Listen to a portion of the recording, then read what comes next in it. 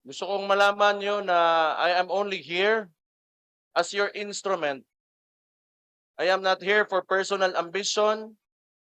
I am here to make this country work. Masyado nang mataas yung masyado nang maraming nangyari. The core objective of one of the core objectives of PDP Laban is what? It is federalism. We have to remember this because we believe that in a federal system of government, we will be able to govern ourselves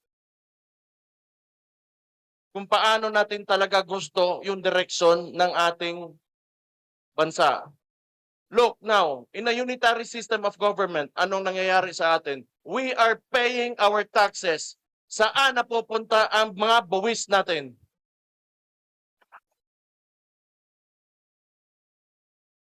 Instead of opening up the Blue Ribbon Committee on the flood control, kung saan nawawala ang trilyon-trilyon nating pera, ano ang priority ng administration ngayon? Yung impeachment ng Vice President. Because we all know, pag hindi nila matatanggal ang Vice President ngayon,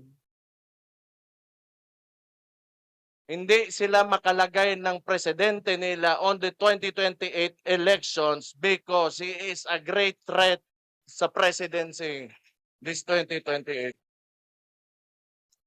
Now I go back. Tingnan nyo, the unitary system of government, presidential one. They have so much control and so much power, and that is centralized right now, kaya nangyayari sa atin to. The president can threaten anyone. Tingnan nyo, walang natitira. Dalawa nating senador, isa nating senador, kinulong nila. Our guest candidate during the midterm elections, Rodante Marcoleta, just because he wants to open the Blue Ribbon Committee on Flood Control, anong ginawa sa kanya? Do we even have freedom at all at this point dito sa bansa natin? The former president, nasan ngayon? He's in The Hague. He's in the ICC. And clearly, walang jurisdiction. We know the process and they broke the process. And mind you, this is an establishment that should be an honorable one. And yet, they move like syndicates. They have cooperated with the president who moves like a syndicate. Papayag kayo na ganito na lang tayo? We have to do our duty and responsibility for our country. All of us members of this party will not have an ambition of his own. And our collective ambition is to lift this country up from all of this corruption, from all of this evilness that is happening to our country right now. This should stop right now in the 2028 elections.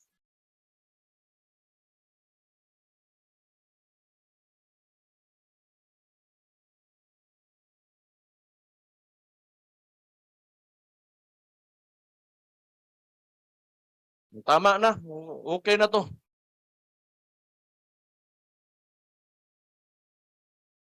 Yung mahalaga kasi, yung kinabukasan. I have children.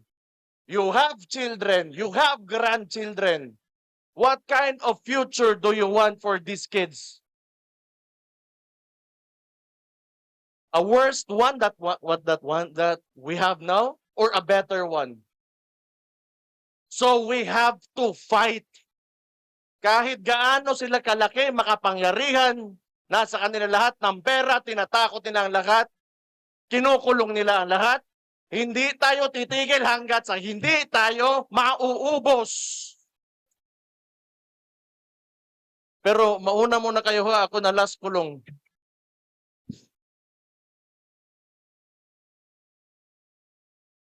Pero maluoy maawa tayo sa kinabukasan ng mga bata. Yan talaga ang and yung pera, sinasayang. Sinasayang, it is estimated that we have lost up to 1 trillion in corruption already. And look at our environment. Look at the people. People are still suffering. People are still hungry and very dissatisfied with this government. The survey showed, ang presidente natin ngayon got a survey, an approval rating, which is a disapproval rating, -27. Di na natin kailangan pag-usapan pa. The people are already, sa tawag ni? The people already know. The people already know. We are tired and we do not want this anymore. But I guess the upside of things, tingin ko rin naman maganda. Kasi nakita ng mga Pilipino kung ano ang klaseng gobyerno ang hindi maganda.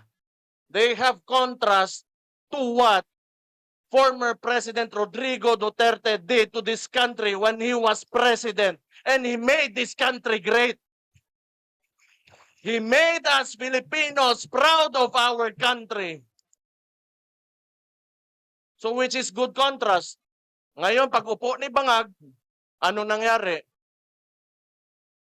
That is why people are very dissatisfied because nakikita natin ang difference, ang diferensya ng noon at ngayon. I think marami pa tayo on the agenda. But gusto ko lang ulitin, I am here for you as your instrument, as your leader of this party.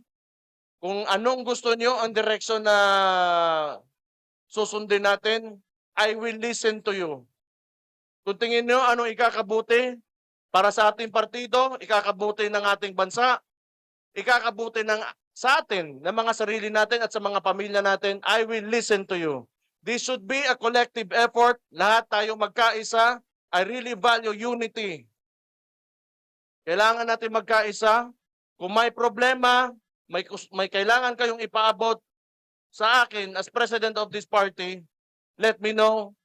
Then my ears are open and they're ready and I am very willing to listen to you. All the members, galing sa pinakababa hanggang sa akin sa pinakataas. Thank you so much for your trust again and confidence in me. Maraming salamat. Mabuhay kayo. And soon, kita-kita tayo. Wag lang kayo talagang tumigil. Keep on pushing. We are getting there and we are winning. Congratulations. Og maayong hapon. Magandang hapon sa inyong lahat.